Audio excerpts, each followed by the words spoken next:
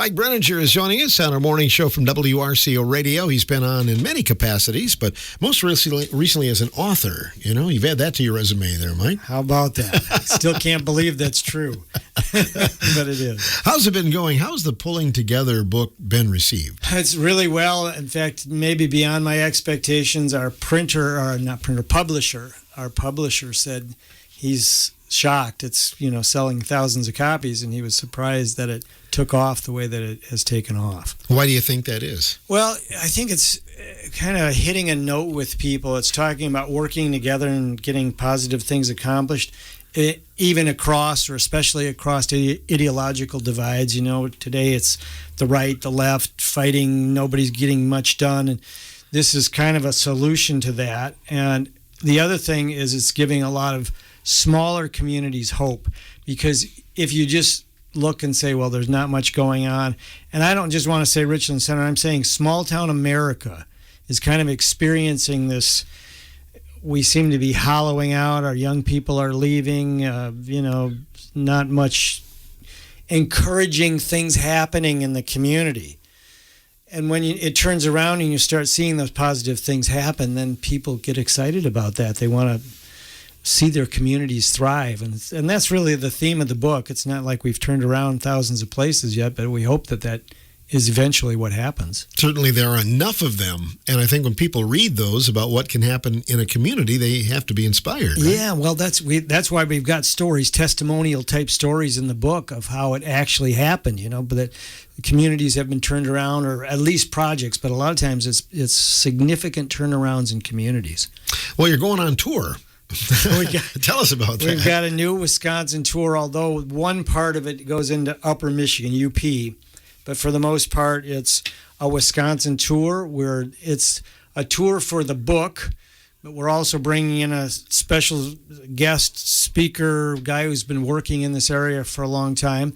But let me just talk about the tour to begin with. So it starts in Viroqua, and then it comes to Richland Center, so October 8th. And then we travel down to Platteville. We'll be in Monroe, Waukesha, up to Green Bay, over to Appleton, Wausau, Stevens Point, Chippewa Falls. So it's, we're trying to cover a lot of the state with this. Now, we've already done, 15 or 20 book launches in other places, but these are places that we're going with this specific tour. And this guy from Nebraska named Jeff Yost. So Jeff is kind of the difference between the book launch and what you're doing now, then. Right. So this is a book promotion, but it's not really a book launch. And Jeff Yost, I'm just going to give a little bit of his lowdown here. He's the president and CEO of the Nebraska Community Foundations. So he has, in Nebraska, he has about over 270 communities that he's working with all the time. He's set up community foundations. So there's people leaving money in these community foundations. Usually it's legacy money that is then being reinvested in the community, and they're generating all kinds of great ideas, and it's caused communities to turn around in Nebraska. Some people might think, well, big deal, Nebraska, they got less than 2 million people there. But in some ways it's an amazing success story. So even though we've got 3 times the population in Wisconsin, we still face the same kind of decline in small communities that Nebraska does, and Nebraska has been able to turn that around. So this guy is a voice that is so needed, especially in rural communities, but his methodology, the way he's doing things, is really applicable to small communities, medium communities, and large communities. So he's going to be kind of the main headliner on this tour. In a lot of ways, the book will be a subtext, although there are some of the places that we're going to go that we will be doing workshops based on the book. So it'll be Jeff Yost presenting what's taken place in Nebraska, and especially talking about generational wealth coming down and staying in communities. And then we will do a workshop for pulling together and teach people how to make good ideas become a reality in their own community, how they can, focus on some of the assets and resources they have, get people together and see amazing things happen. So that's kind of the focus of it. A few of the places that we're going, we've already been, but they asked us to come back. They said, please come back. We kind of got the ball rolling, but now we want to get it rolling faster. That's a good sign, I think, isn't it? I'm just excited about that. It's much better than the saying, yeah, thanks a lot, get out of here, and we hope we never see you again. A good place to start, I think, with some of these, in some of the small towns, is focusing on things for the youth. Is that one of the things that they focus on? Because I think that's one of the things we can all agree on. We want the best for our kids, right? Yeah, and that's really most communities, smaller communities especially, but most communities in general, want to see their youth thrive. They want to see them love the community, and they want to see them consider staying in the community. So that is a special focus, both for Jeff Yost and for the Pulling Together book. It's like, how can we make a community attractive for young people to say, I'm going to plant my family there. We're going to grow in that community. We're going to spend our money at the grocery store. We're going to send our kids to the schools. We are part of that community. And the amazing generation of what happens when a single family stays in a community or comes to a community is it's not just financial. They bring all their talent, their resources, their energy comes with them. And so that is one of the keys to make a community alive, is something for the youth, not only to do, but to be interested in staying or coming back and raising their family there. Sometimes it's wage disparity, though. A lot of people, you have a lot more money working elsewhere, but there are opportunities to work at home now that never used to be too, right? Okay, so a couple of years ago, I was out in California, and I saw the prices of things out there. I thought, my goodness, how can anybody live in this state? I mean, a gallon of gasoline back then, I think here it was maybe $3, and there it was $6. And that went across the board with everything. I want to say a big factor has to do with cost of living, which in rural Wisconsin is quite a bit less than it is in many places, even Chicago, New York, Portland, state of Hawaii, the state of Alaska. I mean, the wages are much higher there. The cost of living is so much higher. So we're proportional in that sense. We have a significant housing shortage right now, so our cost of housing is higher than it should be. We're hoping to see some correction in that. But I also want to say, along those same lines, you mentioned there are people now working from home. I know people that have moved to the Richland Center area from a large city that are making a lot of money, and they're doing all their work online, or nearly all of their work online. So we are such an attractive community for somebody like that. We've got, clean, healthy environment, good education, low cost of living, wonderful place to live with close to zero crime. I mean, how could they ask for anything better? So places like Richland Center are super attractive. We just need to get marketing ourselves to people that are going to be interested in that. They're waiting to find a place like this. No, it's interesting, and people can hear more about it coming up on the 8th of October. So tell me about the hours, where it's going to be and everything, Mike. So we're going to meet at the Phoenix Center in their ballroom or banquet room, whatever it's called, their big room at the Phoenix Center, which is a really nice facility for this kind of thing. And we will meet at 11 o'clock on October 8th, which is a Wednesday, October 8th. And we will go till 1 o'clock. So, hopefully for people that would normally take a lunch from maybe noon to 1 anyway, this just tacks 1 hour onto that. We will serve a lunch there. It's billed a sub.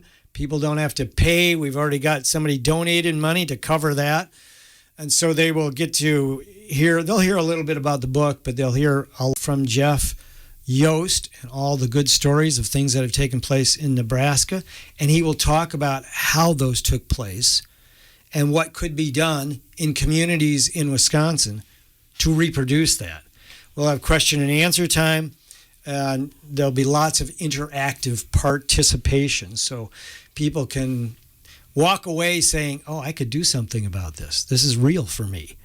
So that's from 11 to 1 o'clock on Wednesday the 8th, and we would love to see people come to that. It will be, I think everybody that comes will be encouraged. They'll see this is hope for places that maybe they didn't think had hope before. Is there a cost, Mike? There's no cost at all, which is amazing. Yeah. like I said, so Jeff Yost, this is amazing, but he said, I want to come to Wisconsin and do this so much, I'm going to cover the cost myself. So we're not paying for Jeff to do this. I can't even believe that. And then somebody stepped up and said, I'm going to pay for the food in the banquet hall, so we don't have to pay for that. So I know there's no free lunch, but this is pretty close to it. Yes, it is. And you just have to go. And I mean, I can't think of a more positive thing. You're not obligated. There's no strings attached, but maybe you plant a seed, right? So I hope people get the seed. I was going to say we don't sell anything, so you don't have to worry about it. We have the books available if people want to buy them, whatever. If they want to buy them, if they don't, that's not the main point of the thing. The main point is to get the word out about the difference that people can make when they choose to invest themselves in their community. So we're not there to sell books. We're there to get people kind of on board with how this can work. Yeah. And then you continue across the state then, I understand. Right. So we've got, we'll be all over Wisconsin, and we even go to the Upper Peninsula of Michigan. We've got some contacts up there. In fact, there was a man who was an extension agent in the UP, Upper Peninsula, who wrote a story that we put in the book. So he's in the book. Jeff Yost has a story from Nebraska, has a story in the book about his hometown named Red Cloud, Nebraska. Great story. And not all the places we go will have somebody who's written a story or contributed to the book. But yes, we're going to go first the southern route in Wisconsin. So, Richland Center, Monroe, Platteville, Waukesha. And then we're going to head north to Green Bay, Wausau, Appleton, Stevens Point, Chippewa Falls. So we got kind of the southern part and then the northern part. So maybe some of the center will get left out, but we'll cover most of the state on this tour. It'll be exhausting, but enjoyable. You mentioned, for people that didn't hear your last visit, but you do have a story about Richland Center and the whole the aquatic center, right? Yes. So one of the stories that's in the book about a success story in a community is the aquatic center in Richland Center. And most people probably don't know about that story. I'm not going to take the time to describe the whole thing.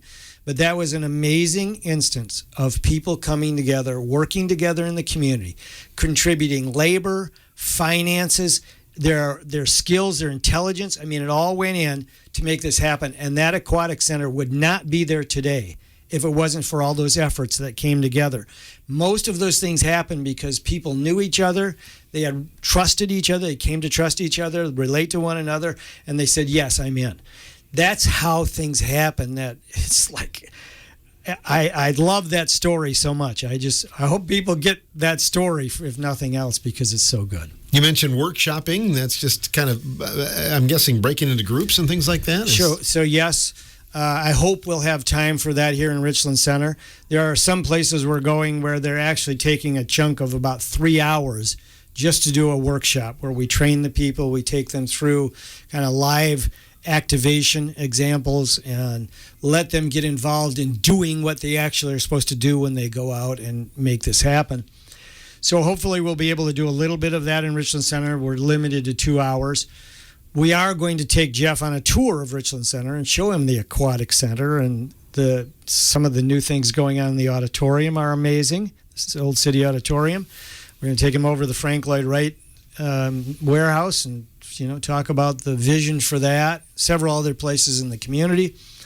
So we hope to really highlight that also, and we're going to do that in several other communities, things that have already been done and things they're hoping to do that they might use what we're communicating to them to make it happen. The things you mentioned in Richland Center are all positive things moving forward, too. Maybe that's the next chapter in book number 2, right? There you go.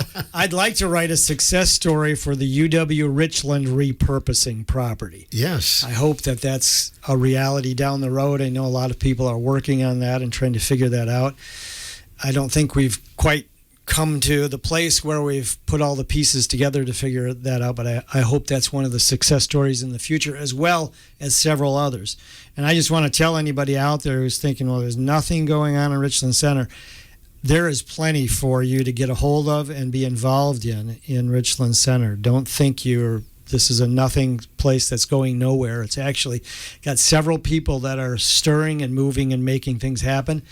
And if people haven't gone and visited the city auditorium where they changed all the seats, it's beautiful seating now. They painted the inside. It's like the theater productions that went on there before. The acoustics were good, but to be honest, it was a little bit shabby in there, and you sat on those hard wooden seats. By the time things were over, people were aching and paining their way out of the building. So it's just fantastic now, and I just want to say that took place with donated time, donated labor, and donated finances.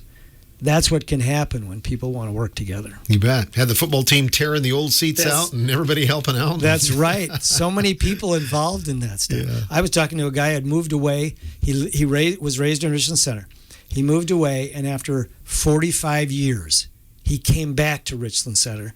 And he was one of the guys who was pouring the new flooring and putting in the chairs. And I mean, he was excited as could be, and he hadn't been here for 45 years. That's awesome. Great story. Yeah, amazing. We hope a lot of people will come out for the Pulling Together tour, Mike. Anything else you want to add? I'll just say it again. It's Wednesday, October 8th, 11 to 1 o'clock at the Phoenix Center. We would love to have you. And I think anybody who's excited about getting involved in doing something, we're not complaining about it on social media. We're actually doing things. In fact, the things that we do oftentimes don't get on social media until down the road when somebody's complaining or somebody's celebrating what took place. But if people are interested in actually joining in, saying, I want to be involved in something positive, October 8th, 11 to 1 o'clock at the Phoenix Center. Show up, and I don't think you'll be disappointed. Do you need to RSVP? I would like an RSVP. So I guess I could give out my phone number for a text. Was that okay? Yeah, sure. I think there might be an email there as well. So this email is probably even a better place to text it or email it back to. So here's, let's see, that's the website. The email place. So I've got MC Cosgrove, so this is Mick Cosgrove, mccosgrove57@gmail.com. I'm going to say it again, mccosgrove57@gmail.com. So if you let Mick know, we'll have a lunch, set aside for you, and that would really be great if people would let us know. If people want to text me instead, I'll give out my number, and they can text me at 608-604-7226, 604-7226. So get a hold of us if you want to come. It would help us if we know that you're coming. Okay. Because we have to reserve the meals for people. Yeah. Thanks for the positive story. Yeah. Well, thanks, Phil. Great job. I appreciate being here. Always enjoy having you. Yeah. Mike Breininger joining us here. The Pulling Together Tour stops in Richland Center Wednesday, October 8th.